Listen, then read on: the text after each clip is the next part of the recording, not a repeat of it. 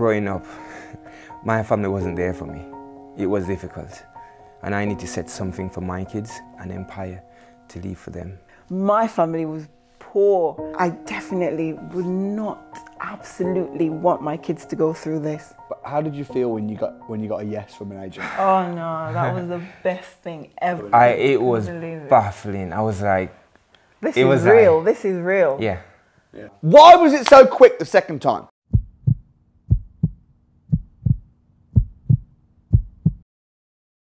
I never doubt it. Since we started to get these rent to rent, just keep going. This is why you're doing it. This is why you're doing it. Remember where you're coming from. Remember how it was hard for you. And that's my why. That's my why. How was the process of setting up your rent to rents? Was it easy or hard? It was so hard. Was it? The amount of no's that we got, it was like off-putting if we weren't on the mastermind call and just being around other people. How many no's did you get? So many. We had a lot of no's. So many, must have been hundreds. And to know we start up in, let's say, April, and it didn't take that long. It took about 2 months, isn't it? Yeah, but 2 months is long. 2 months is still long. Yeah, 2 months It is long. when you're getting no after no. And then when we hit the first one, sometime June, and that was direct with an agent, then we said, okay, from there onwards, we just keep going. Confidence. The confidence build. And as you said in the learning, those learning material, you know, just keep following the process. Yeah. And that's what we were doing. We're just following it out. We keep following up and we keep following up. And then once that first one comes, I think then they just start to come back to us. Right. We don't need to phone up anymore. Do you own any properties or do you just control everything? We don't own anything that we are renting. We are renting, but residential we own our residential home. Cool. So you don't own any investment properties, but you're making a full-time salary from properties that you don't own. Yeah. You're making what, about 2-3 grand a month? Yeah. From rent to rent? Rent to rent. So talk to me about how you, like, why you decided, you're in a good job. What is it that you do, Omar? I'm an electrical engineer by trade. Right. I work for the railway. And I honestly, I was just surfing the net one day and I saw Evan's video pop up and I was like, gosh. And then I said, Julia, as soon as she came home, I was like, you need to watch this, what's happening? Yeah. And I was like, who's this Samuel? You know, I never knew about Samuel and I saw that. And then when I saw the Evans video, I was like, so inspiring. My daughter said, let's watch it together and watch it. And then, you know, we've been to the first £1 course in Birmingham, I think end of February. And we're so amazed what was going on. So we say, okay, well, let's purchase a few packages and purchase a few packages. Never gone on to the academy at the same time. But we start off with the rent-to-rent accelerator, HMO, and the deal selling. Service accommodation. Service accommodation. And we've done it there. And yeah, that's how we get started up, you know. We just by coming to that £1 course in Birmingham. And then after then, we follow through with another one in Newcastle, where that was a deal selling. Yes, that was a deal selling. We buy the deal selling package there. Okay. What, you found the deal at the deal selling masterclass? No. We didn't find a deal. We just come to another £1 course in Newcastle. Yeah. And that was a deal selling course we were running up there, our crash course up there. So we come up there and then we buy the package and then say, you know, we went back home and said, let's start, do something about this as well. And it just keep going, and I think followed into April, that's when we really decided to come into it full time and join the academy. So who out of the two of you, who's the one hitting the phones and getting rejected? Phone. We both. We both phone around. I feel like, for me, the process that Hustling said, if you've got quite a few where you don't mind you getting a no there and then, it's okay because you can just say next. Right. Next. And there was some days like, okay, I don't want to do this anymore. Let me have a break. Let me have a break. Yeah. I guess the pain wasn't there and my why didn't kick in then, because if it had, I would have just continued. But the next day is like, okay, let's try again. And the key is being around other people that have done it. Right. They are doing it. They are getting no's as well as us. So it was like, okay. And even when we were getting those no's, just jumping on the mastermind call at night time and you listen to the other guy's success, the next day is just kind of spur you on. You know, let's make some more phone calls. And that was how we kind of... So how did you get your first yes, and what did it feel like? And what was the process of then taking a yes from a landlord to then setting it up and making the kind of profits you're making now? The first yes was through an agent. So we saw the agent and we phoned them up. The first property, that was in Bedford, to be honest. So that property in Bedford, we phoned up the agent and they said, yeah, we do take company let. Okay, set the process up, and we already had company set up. So we gone in, you know, go through the normal process, pay the funds required. And we appoint a SA manager. And then SA manager decided, you know, we could do the furnishing for you. And Justin, Julia said, you know, that's my field. I can do that myself. Yeah, right. And we done it really well, to the point where when they, you know, come and have a look around, they were so pleased with what we done. So for the first one, we kind of get the understanding how to do it, what we do, what we expect to see at the end result. For me, that's right up my street. I love making and doing and making things look how I would have wanted it if I'm going in there. So I've always got it in my head, like, if I was to stay here, how would I like it to be? What would I appreciate more, or how would I just put myself in there? That's how I dressed the properties that I have. How did you feel when you got a yes from an agent? Oh no, that was the best thing ever. What did they say? What happened? So we rang up and we said, is that property available? And they said yes, and we were like, it's not going to be us that's living there ourselves, it will be in a company let. And they said, okay, that's fine, we do take them. Apparently we've got one in the building already, so we're familiar with it, and we're like, yes. Who was on the phone? Was it out of the two of you? I think that was myself, you know. Really? I think it was myself. I think it was him. But when we get to the nitty-gritty of the contract says you can't have it on Airbnb, you can't have it. And it must be a minimum of 5 nights. No, initially it was 40 nights. But we negotiate and get it down to 5 nights. Yeah. And we were like, no, we're not having it. We can't do this. 40 nights and minimum 40 nights stay, and we can't put in booking.com. Okay, they get back to us and said, okay, we could do 5 nights, minimum 5 nights, and that we decide to walk away from the deal. And someone on the mentor. Yeah, no. I was at a course in Heathrow, and I was expressing it to, I couldn't remember, and they were like, no, speak to a mentor, hear what they say.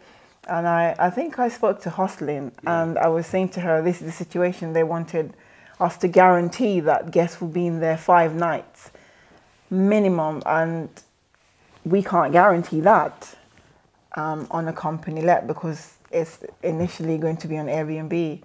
And she said, it is possible, just go for it. And so far, we haven't had guests that's booked more than 2 weeks. That's the minimum they've booked. Minimum of 2 weeks? Minimum. Yeah. Wow. Majority monthly booking for that. And where is this property? That's in Bedford. And now, I mean, that's the thing, because a lot of people think about Airbnb, booking.com, serviced accommodation, short stay lets. They think they've got people coming in for stag do's, hen nights, 1-2 nights. But actually, there's a lot of relocators, there's professionals, contractors. Exactly. So 2 weeks is the minimum. Minimum. That's what booking we get. And how much are you paying the landlord? 830. And how much are you charging on a nightly basis? That one is with a SA manager, so we're kind of hands off. Yeah. For me, I was really scared, because that kind of 5 nights was really scary for me. So I said to them, this is the situation, and we hand it over to them. We've gone in 120 a night. Yeah. And SA manager, I think she started to market it at 100 with discount, saying 25% discount if you book for the whole month. And that's what we start to get pure monthly booking coming in for But the thing is, if they're paying £100 a month, £100 a night for the whole month, that's like 3 grand, and you're only paying the landlord 830. 830 after your bills and everything. What's that? What are you left with profit on that? The first month we get 1,200 something for 6 weeks. What did you think when you saw that kind of profit coming in? It was baffling. I was like, this It is was real. like- This is real. Yeah. It does work. It does work. Because for me, I'm a skeptic person. I was like, it's not going to work. It's a lie. Yeah. It's just too good to be true. Exactly. Like, for me, that's me. That's just my personality. You have to dig deep. You have to prove for me to really, really trust you. And then when I saw that, it was like, wow, it does work. It does work. And as soon as that one starts bringing some funds, we go straight to Birmingham. And that one was direct to landlord. Yeah. So you got another one. How long did it take to get Straight off the back of Why was it so quick the second time? It's the confidence, I think. yeah. I think it's the confidence because you've done it. You can see that it's working, and it's just the confidence that you have when you approach people that you can do it. Like now, this landlord is calling us all the time. We've got this, we've got that. We're doing this, we're doing that. Yes. How many properties have you picked the keys up? We've picked the keys up for 4. We've got 4 keys. So you got 4 properties at the moment. Yeah. We got 4 properties live and 1 getting ready in the next week or 2. Have you got the keys for that one? We haven't got the keys yet, but we contract everything agreed, guarantor, everything done. So you've got 4 at the moment that are up and running live. Yeah. Up and running live. Making you good money, sort of 2-3 grand. You got your 5th one going live. Which is through my existing agent, the first agent. And you're kind of full-time mom. Yeah. How many kids do you have? I've got 6 kids. 6 kids. Wow. The thing is, it's not practical. In my opinion, I don't think it's practical to go to work every day, 9 to 5, and then you've got the travel on top, man and woman, with kids at home. It's not. I just don't see how people can do it. You know, we've got young kids, and when I went, we're talking about getting one of our kids is going to be going to nursery or preschool, and we went, and some of the kids there were 6 months old at the preschool, and 6 months old, and they're there 50, 60 hours a week, and I'm thinking, listen, I'm not saying that that's wrong, but I personally, I'm at home all the time. My wife's at home all the time, and I think being an entrepreneur and having a business, yes, it's hard. Yes, it takes a lot of persistence, but it's worth it. Yes. I think so as well. Definitely hard, definitely need the persistence. But if you put that work in for the process, I think it's going to work out. Yeah. And that's one of the things that's my belief. I never doubt it. Since we start to get these rent to rent, we just keep going. How hard is because you've talked about the pain and the suffering of getting your first yes, the rejection month after month. Once you've got the keys and you've got the property, is it still painful, or did you find that the setup process was also painful, or was that easier? On our first one, Setup was quite easy for that one.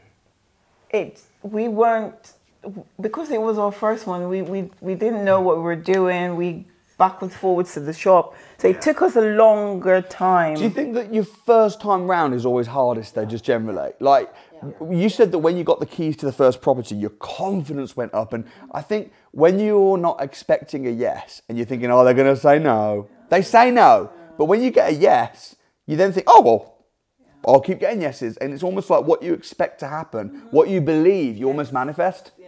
If you're thinking this is too good to be true, this isn't going to work, it's almost like, you know, if you're about to get married and you walk down the aisle and you're saying, this marriage is going to fail, this marriage is going to fail, you're dooming it. You have to set that mindset. Yes, the yes is coming. So what advice would you give yourself last year if you were speaking to yourself from a year ago? Speaking to myself last year, I could only wish our parents instill what we know now. And what advice I would have given myself last year compared to now, I would have started earlier. Omar, start earlier. Don't wait this long. Yeah. For me, what advice I would give myself is, don't think that something is too good to be true. Yeah. Because if other people are doing it, there's no reason why you can't. Right. Yeah. There's no reason why you can't.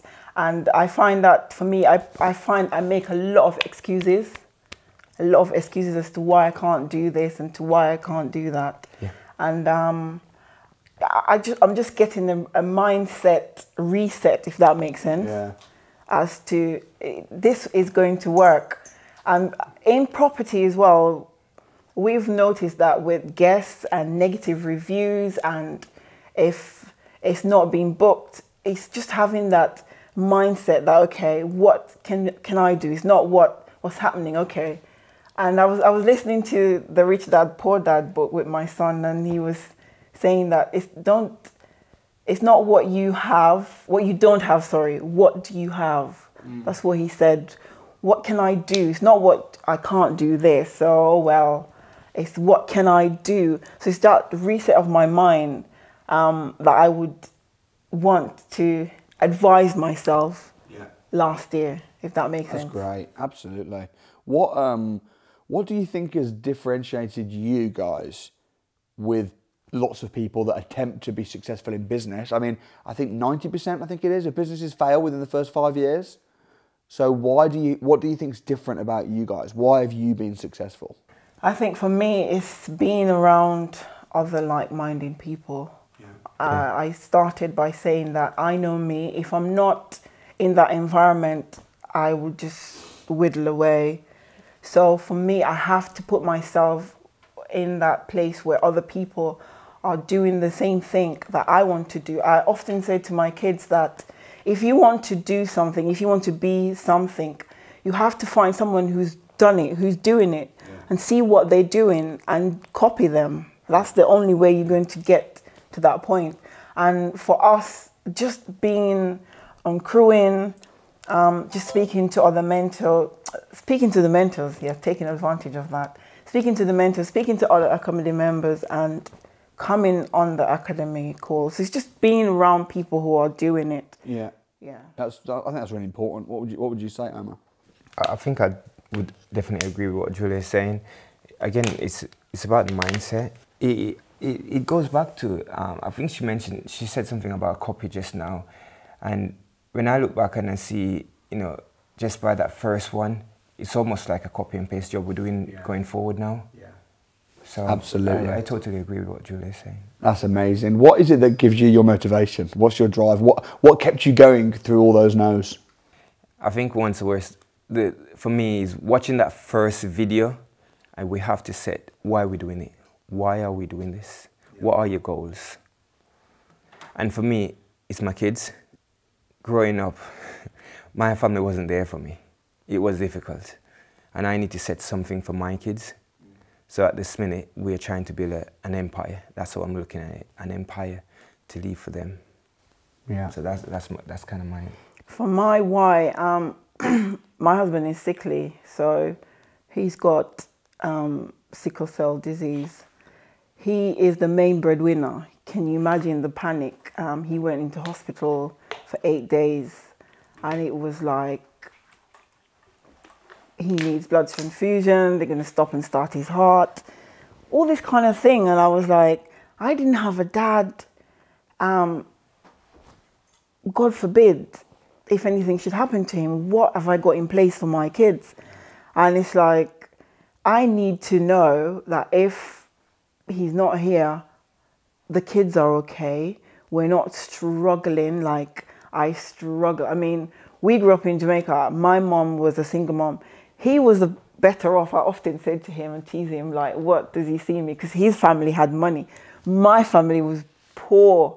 So it was like, I definitely would not absolutely want my kids to go through this. And that's my why. And that's what keeps me going. And even when I'm slowing down and it's not going how I want it to go, I just pick myself up and think like, okay, this is why you're doing it. This is why you're doing it. Remember where you're coming from. Remember how it was hard for you. And that's my why. That's my why. Well, I think that's really powerful. And I think that, you're gonna definitely leave that legacy for your kids, but not just your kids, because even within the academy, you guys are such a bright light. And you're so humble, like you sit there, or you're crewing, or you're being at an event, and there'll be all these other academy members, and I don't think people know, because you're just there as a delegate asking questions, and people don't realise, actually, these guys have got a whole bunch of rent-to-rents, and they're making very good money. Yeah, I don't think people quite realise. Over a short period of time, 3 months, Yeah. We've only gone in it for 3 months. Yeah. Give ourselves a year, 2 Yeah. years. You know, we just started. Yeah. So there's many more to come. I would say, because I was like, oh, we're not ready yet to go on Winners on Wednesday. I would say that because I haven't done your course justice, because there's so much that you've advised, and it's, if you take it on, you take it on. If you don't, then it's your decision. But there's so much that you advise that if I was to like doing it to the book, to the T, we would have been so much further. So my proposal to you is that once we are where I think in my head, where I know actually, let's rephrase it, I'll be in like 6 months, then we'll come back and say 100%. We can definitely do a part 2. yes. Because already what you've achieved is incredible. Yes. You know, fifth rent to rent now, thousands of pounds a month coming in. You've systemised it nicely. How much time do you have to spend managing the portfolio? I would say probably 10 hours a week. Yeah. It's the cleaners. It's the cleaners. They what? They It's do the everything? No, it's the cleaners that you need to manage more than anything else. Yeah. What's the top tips then for finding and managing cleaners? That's the hardest part. Gosh, That is hard, finding a good cleaner. We've kind of interviewed 3 so far for the Birmingham project, and they were difficult to find. But in the end, we find a lady who is really on top. She's good enough for us. Yeah. Definitely. What advice would I give? Have them there. Let them see what you are like, what your personality is, What your standards. what your standards are, and just let them know that. I said this already, that this is, just think about it like I'm moving in, I'm going in there. So it's always, I put myself in there and I'm thinking, if it's not good enough for me, then I don't want it to be for anybody on my essays. And I think what you set out, again, in the first bit of the rent-to-rent accelerator online version was, what are you aiming for? A luxury, a basic? Yeah. And we went for the luxury feel. Yeah. So where are your properties? So we've got one in Bedford, that's the first one. The second one in Birmingham City Centre. The third one in Buckingham, that's where we live. And the fourth one in Milton Keynes, Wolverhampton. Nice. And the 5th is Bracknell. Bracknell. Okay. So they're kind of a little bit scattered. Yeah. Yeah, but mostly begin with a B. Mostly, that's what our kids said. We need the Bicester now and then. Yeah, Bicester Village. Yeah, we need the Bicester Village now. What do your family think about what you've done? Oh gosh. Family. I think once we bought our second home in Jamaica, then we'll say, this is what we've done from it, you know. Yeah. But then a lot of people, I think, would listen to their loved ones. And if they were about to pursue a career, invest in a program, and all their family were saying, don't do it, don't do it, don't do it. Did you? From day one, it's been us. When we have kids and we were really struggling, they were little on top of each other. I had 5 children or 4 children, 3 children under 5 at one point, and it was like, it's just us. No one. No so grandmother. now we don't really need to. Yeah, we never had a grandmother, really. grandparents around. Yeah. My mom passed when I was 10. Her mom is still living in Jamaica. We just never had a family around us. Yeah. Even though my dad's side of family, we got half living over here in the UK, half living in Jamaica, because how my granddad structured his family, wife in Jamaica, so he got half a family there, got Mrs. over here, half a family here. But we just never closed. They never support us. Yeah. I remember when we just started to go out, one of my aunts said, don't go out with this girl, find somebody else. Wow. And now look, big, beautiful family, and now part of a big academy family. Exactly. Yes. Which I think is one of the most, from what I've heard from what you're saying, the academy is not just about education, it's also about support and the environment, the family, the community. Exactly. Yeah. So what would be your final words of wisdom? Listen to your gut instinct. I don't think this is for everyone, because I don't think everyone's going to put the work in. Yeah. If you know you've got a reason why you need to come out of what you're in, or you're not content of,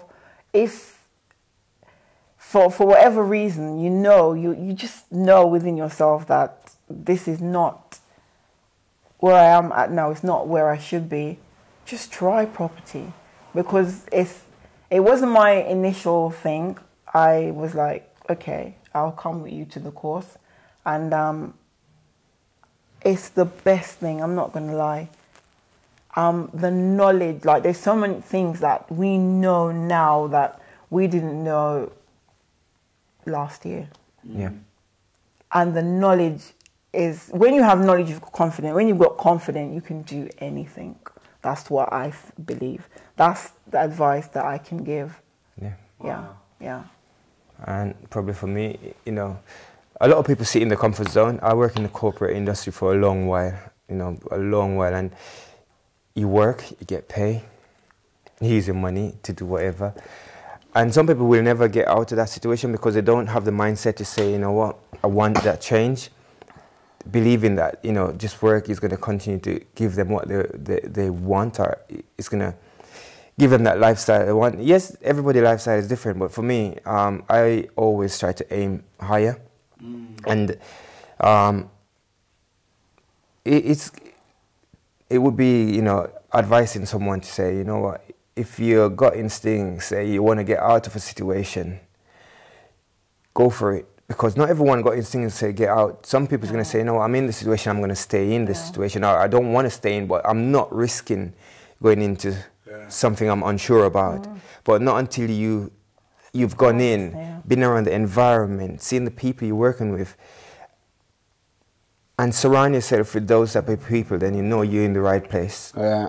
And are you guys now, are you wanting to start building your portfolio and doing developments and commercial conversions and stuff? Definitely. Is that the plan? Definitely. Yes. I have been to a lot of PPNs, and at the minute I'm pushing to the commercial development, permitted development side.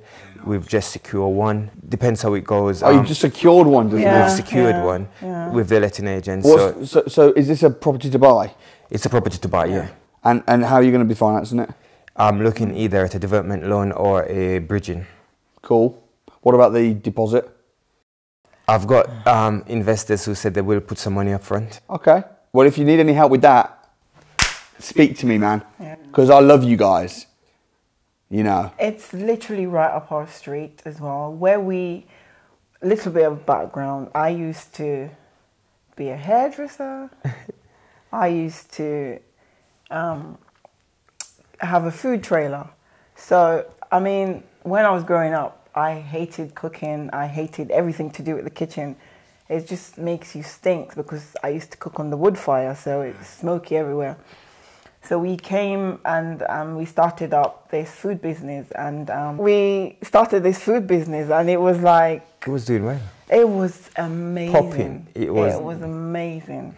And we had it in Woking and Bracknell, and it was just... hard work. Overwhelmed. I was just shocked because I couldn't cook growing up, and people now coming to tell me that they love my food. Is like, wow, what happened? Anyway, this particular property that we're looking at is an old co-op. Okay. So we've contacted the seller, and what offer did you put in again? Initially, I've gone in with the full offer, 475. However, on the mastermind last night, knowing the market at this minute, I've kind of not withdrawn my offer, but say to them that I will send through a revised offer, and the revised offer is subject to my GDV and build costs and so on. Yeah. So, yeah. Yeah, because basically yesterday I banned people from paying because the market's changed. The market has changed so much to a buyer's market at the minute, yeah. Good. Oh, well, I'm really interested in how that works out. Yeah, because this property, we were planning to split it up in 3 different smaller shops at the bottom, and then 2 flats at the top. Flats at the top. Yeah, so we were thinking, should I go back into Jamaican, but we don't know. Jamaican food. Let's discuss. To be continued. Winners Wednesday Part 2 coming. Guys, you're awesome. Thanks for coming on the show. I hope you've enjoyed it. Thank you. And I appreciate you sharing the light. Thank you so much. We feel so privileged to be here, honestly. Honestly, to have met you, you're such an inspiring person, and you're not lazy, and that's what we were brought up to be not lazy, but you come here and it's like you get comfortable. Yeah. And it's like, okay, I can relax. But I've never seen, like, when we were 11, you were just a baby. Yeah. Yeah. Can you imagine? Wow. And you're such an inspirational person to us. It's like, wow. We were 11 and you were a baby. And you've taught us so much. Taught us so. I mean, I am so inspired by you. Oh, I appreciate it. Thank you. I'm inspired by you guys too. Thank you so much. Thank you so much.